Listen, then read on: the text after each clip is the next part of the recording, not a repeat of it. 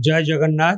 प्रभु जगन्नाथ आशीर्वाद रु 2024 वर्ष समस्त मंगलमय वर्ष हो। समस्ते खुशी रे रुहंतु, समस्त परिवार को सुख शांति समृद्धि भरी जाऊ। एवं ता सहित मध्य मु महांगावासी को बहुत बहुत अभिनंदन जनइबी, शुभेच्छा जनइबी। नूतन वर्ष समस्त मंगलमय वर्ष हो एवं जो लक्ष्य नहीं कि आमे काम करुचु ओडिशा रो विकास पाई, महांगार विकास पाई प्रभु जगन्नाथ आशीर्वाद रु से कथारे जेमती आमे सफल हो, ओडिशा रो आहुरी अधिक विकास घटू एवं महांगार भी आहुरी अधिक विकास घटू।